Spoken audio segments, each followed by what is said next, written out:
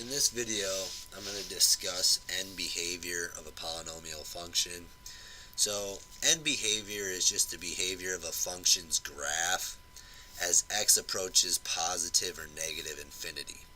Now, what that really means is, what we're asking ourselves is, as I look at the ends of my graph, which way do the arrows go? Do they go up, up?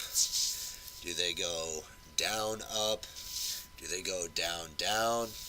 Or do they go up, down? So the goal of this video is to understand what the rules are of where the end behavior is coming from, like what's controlling the end behavior, and then the other goals are to recognize how to generalize this to other functions. So the first thing with end behavior to understand is that end behavior is determined by the function's degree and its sign on its leading coefficient. So the first thing to remember about a function's degree is that is always the greatest exponent that it has. So if I have a function with multiple exponents, the degree of the function is always the greatest exponent. And then the sign on its leading coefficient, well, the leading coefficient is the coefficient that's on the term that has the greatest exponent.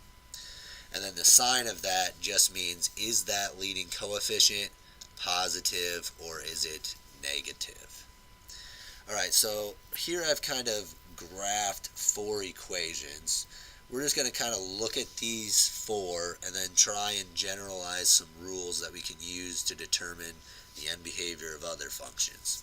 So for instance, looking at this first one, I have f of x equals 2 times x squared.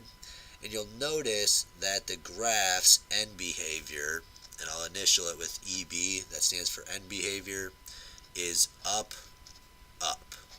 Okay? Now, the way this end behavior works is if the exponent on the degree of my polynomial is even, so if it's even, the end behavior will end in the same direction. Okay, so any equation or any function that has an even exponent is going to have an end behavior that ends in the same direction. So you can see here that it goes up and up. Now, whether this is even or odd is controlling that, but the sign on the leading coefficient, you'll notice, is positive. It's that part that's controlling the direction. So if it's positive, it'll go up. If it were negative, that would make it go down. So in this case, we have positive, so it's going up. We have even, so they're going the same direction. So in this case, my end behavior is up and up. Now, if I look at the next example, I have a negative as a leading coefficient, so that would tell me that the graph is going to go down. I have an even exponent, so that's going to tell me that they're going the same direction. So in this case, they're both going to be going down. So my end behavior will be down and down. And if you look at the graph, you'll notice that my end behavior is indeed going down and down. Now, for some examples where I have an odd exponent, notice with an odd exponent on my highest degree, what that's going to do is that's going to make them go different directions, or actually in this case it's going to always be opposite directions. And then once again, the sign on the leading coefficient will actually determine which directions they go. So in the case where your leading coefficient is positive, it's actually going to be down to up. And the way I remember that is if odd, I'm going opposite directions, and if I'm positive, as I go from left to right, I should be going up because I'm positive. I should be headed uphill in the end. Okay? And then if I look at the last example I have here, you'll notice I have f of x equals negative 2 times x to the third.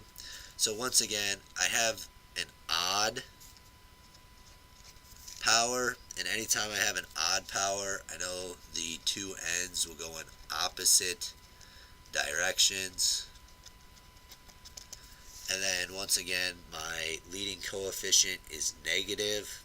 So in this case, if it's negative, when I go left to right, I should end going down. So I'm going to start up and I'm going to end going down. So in this last example, my end behavior would be up to down. And likely I should probably go back to example 3 here and just make sure I write down what the end behavior actually is. Once again, the end behavior is going to be going, I'm going to be finishing up, so it's actually going to be down to up. Now, obviously, you might ask me, well, if we have the graphs here, why do we need to know this stuff about the equations? Like, can't I just look at the graph and see that it's going down then up? And that is true. However, there's going to be problems where we're not going to be given the graphs and we're going to need to know how to find it from the equations. So for instance, let's say I just make up an equation here quick. Let's say I have f of x equals 3x squared minus 2x to the 5th plus 6x to the 4th minus 3. Okay, let's say I'm just given that function. Well, I need to find the function's degree and leading coefficient. Well, if I look at this function, remember that the degree and leading coefficient are the terms with the biggest power. So that's going to be this negative 2x to the 5th. Now, with the rules we just went over, I don't even need to graph this function and I can tell you what the end behavior is going to be. I see that I have an odd power, so I know they're going to be going opposite directions. Okay, you can think of odd as opposite in this case.